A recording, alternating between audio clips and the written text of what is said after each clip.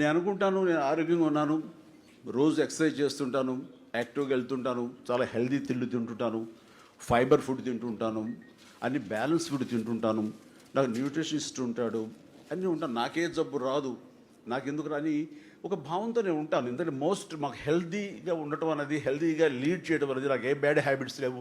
ఎప్పుడో సోషల్గా ఫ్రెండ్స్ ఉంటే కనుక వాళ్ళతోటి ఏదో వైన్ లాంటిది ఏదో క్లింగ్ అనిపించడం తప్ప. ఓకే. సో అలాంటి నాకు స్మోకింగ్ కానీ, చూయింగ్ సంబంధించినటువంటి ఇవి కానీ, టొబాకోస్ ఇలాంటివి ఏవి లేవు, నాకేం రాదు కదా అని అనుకోవటానికి లేదు. కాబట్టి అలాంటి నేను ఈ మధ్యకాలంలో, ఇది ఇంతవరకు ఎక్కడ బయట చెప్పలేదు, చెప్తున్నాను, ఏజీ హాస్పిటల్లో ఒక సర్టన్ ఏజ్ వచ్చిన తర్వాత 40 అబోవ్ 45 అబోవ్ కొలనోస్కోప్ చేయించుకోవాలి. కోలన్ క్యాన్సర్ అనేది చాలా కామన్గా వస్తుంది. అది ఎలాంటి ఇవి ఉండదు, మనం కనిపెట్టడానికి ఎలాంటి ఇది ఉండదు. స్టేజ్ 4కి వెళ్ళిపోయిన తర్వాత, వర్స్ట్ అయిన తర్వాత మాత్రమే మనం దాన్ని గుర్తిస్తాం. ఇందాక ఒక పాపగా రెక్టమ్ అని అన్నారు, అది కూడా దానికి సంబంధించినటువంటిది. సో అలాంటప్పుడు నేను ఎందుకు చేయించుకోకూడదు అని ఒక టైం తీసుకుని నేను నాగేశ్వర రెడ్డి గారి దగ్గరికి వెళ్తే ఆయన కొలనోస్కోప్ చేశారు. చేసినప్పుడు పాలిప్స్ ఉన్నాయి. ఈ పాలిప్స్ని వదిలేస్తే, ఇప్పుడు అది బినైనే, వదిలేస్తే మ్యాలిగ్నెంట్గా మారిపోయే అవకాశాలు ఉన్నాయి. 90% 80% of the polyps turns into malignant అన్నారు. సో ఆయన ఇమ్మీడియట్గా ఏం చేశారంటే, సార్ చాలా ఎర్లీగా మీరు వచ్చారు, దీన్ని తీసేస్తామని తీసేశారు 2. అండ్ నేను అనుకుంటాను, ఇది ఈ అవగాహన నాకు లేకపోయి ఉంటే, నా మీద నమ్మకం ఉంటే, మనకు రాదులే అని ఒక నిర్లక్ష్య భావంతో ఉంటే ఖచ్చితంగా నాకు అది ఉండేది కాదు. 1 or 2, 3 years తర్వాత ఏమో నా పరిస్థితి ఎలా ఉండేదో తెలిసేది కాదు. నాకు అవగాహన అనేది నాకు ఆ ఇంట్రెస్ట్ ఉండబట్టి, ఆ అవగాహన నాకు ఉండబట్టి నేను అక్కడికి వెళ్ళటం జరిగింది. నాగేశ్వర రెడ్డి గారి దగ్గరుండి అది చేయించారు. ఇది లేకుండా పోయింది. ఇంతవరకు ఇది చెప్పడానికి నేను ఏమాత్రం హెసిటేట్ చేయట్లేదు, ఏమాత్రం ఇన్హిబిషన్ కాదు. ఇది ప్రతి ఒక్కళ్ళు దీన్ని చూసి తెలుసుకోవాలి. ఎందుకంటే భగవంతుడు మనకి ఇచ్చేటటువంటి కొన్ని మన తప్పు లేకుండా ఇచ్చే వాటి మనం ఏమి చేయలేము, దాన్ని తప్పించుకోలేము. కానీ మన చేతితో చేస్తున్న వాటిలో మాత్రం అది స్వయంకృత అపరాధం. అది మన తప్పిదం అవుతుంది తప్ప విధి తప్పిదం కానీ దేవుడి తప్పిదం అవుతుంది. దాన్ని రాకుండా చేసుకోవడం మీ చేతుల్లో ఉంది. మీరు బతకాలంటే మీ చేతుల్లో ఉంది.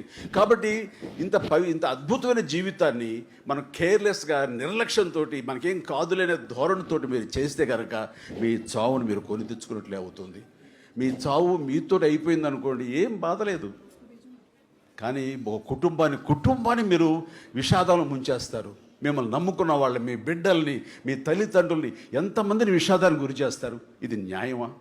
మీకు అవసరమా? మీకు సమ్మతమా? అలా అనుకున్నప్పుడు అనిపిస్తుంది, ఇది చాలామంది ఇన్నోసెన్స్ తోటి, ఇగ్నోరెన్స్ తోటి తెలియకుండా పోతుంది. అలాంటి వాళ్ళకి తెలియచెబితే బాగుంటుంది అని ప్రాక్టికల్గా నాలాంటికి అవగాహన ఎంతో కొంత ఉంది. అందులో ఇలాంటి డాక్టర్స్, మన గోపిచంద్ గారు, రమేష్ గారు, ఇలాంటి డాక్టర్స్ యొక్క సాంగత్యంతో ఈ యొక్క అవేర్నెస్ చాలా వచ్చింది.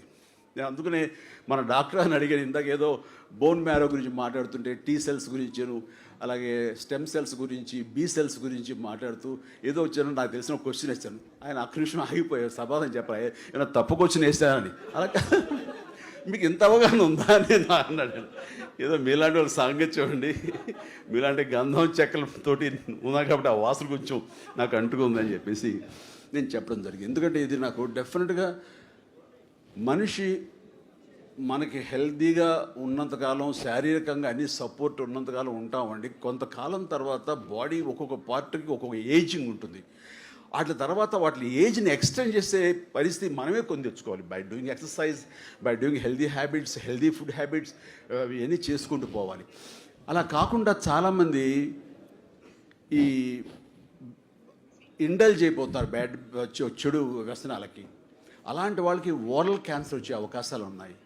అండ్ మనకు ఉండేటువంటి అట్మాస్ఫియర్లోను, మనం చేసే ఫ్యాక్టరీల్లోను, వాటిల్లోనూ ఇప్పుడు ఉన్నటువంటి దుమ్ము, ధూళి, ఇలాంటి పొల్యూషన్, ఇలాంటి కలుషిత వాతావరణంలో ఉన్న వాళ్ళకి, ఇలాంటి వాళ్ళందరికీ కూడాను డెఫినెట్గా ఏదో లంగ్స్ ప్రాబ్లం రావచ్చు. స్మోకింగ్ వల్ల లంగ్స్ ప్రాబ్లం రావచ్చు, అండ్ ఓవర్ ఈటింగ్, ఒబిసిటీ మూలంగా ఇంకొక ప్రాబ్లం రావచ్చు.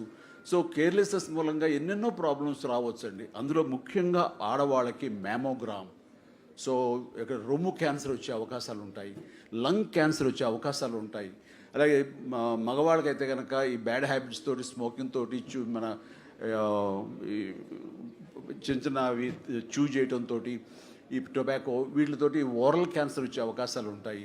అలాగే జనరల్గా after certain age prostate cancer వచ్చేలాగా, ప్రోస్టేట్ గ్లాండ్కి క్యాన్సర్ వచ్చేలాగా ఉంటుంది. దానికి పిఎస్ఏ అని ఒక టెస్ట్ రెగ్యులర్ చేయించుకుంటూ ఉండాలి. అండ్ కోలన్ టెస్ట్ నేను చేయించాను అన్నాయి, అది అలానే చేయించుకుంటూ ఉండాలి.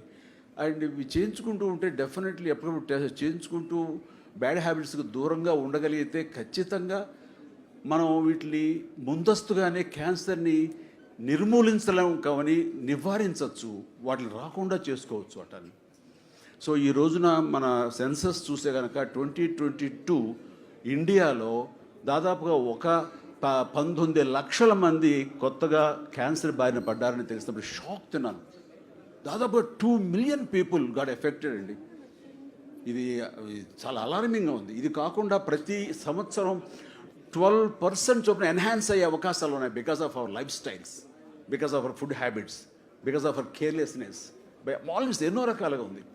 సో ఈ క్యాన్సర్ అనే దాన్ని ముందస్తుగా మనం గుర్తించగలిగితే నివారించడం అనేది ఇది నాట్ ఏ బిగ్ డీల్. అదే చెప్పారు, మనకున్నటువంటి టెక్నాలజీని, మనకున్నటువంటి అవైలబుల్ ఈ మిషన్స్, అవి కొత్తగా ఇందులో పెట్టినటువంటి మిషన్స్